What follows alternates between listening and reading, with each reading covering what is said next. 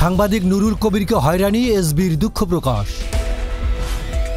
ইংরেজি দৈনিক new age সম্পাদক সাংবাদিক নুরুল কবিরকে সম্প্রতি ঢাকার শাহজালাল আন্তর্জাতিক বিমানবন্দরে হয়রানির ঘটনায় দুঃখ প্রকাশ করেছে পুলিশের বিশেষ শাখা এসবি। এই ঘটনার তদন্ত শুরু করেছে এবং হয়রানির সঙ্গে অভিযুক্ত কর্মকর্তাকে প্রত্যাহার করেছে।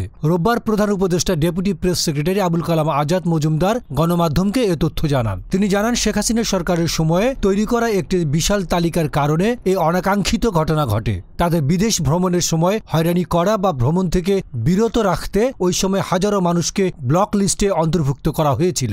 অন্তর্বর্তী সরকার দায়িত্ব গ্রহণ করার পর পুলিশের বিশেষ শাখা রাজনৈতিকভাবে সংযুক্ত ব্যক্তি, ভিন্ন মতাবলম্বী সাংবাদিক ও মানবাধিকার কর্মীদের এই ব্লক তালিকা থেকে সরানোর কাজ শুরু করেছে। এ কাজের একটি বড় অংশ ম্যানুয়ালভাবে সম্পন্ন হচ্ছে, ফলে কিছু ভিন্ন আদর্শের ও সাংবাদিকদের নাম এখনও তালিকায় রয়ে গেছে। আমরা এখন তালিকা পরিষ্কার করার কাজ দ্রুত করছি।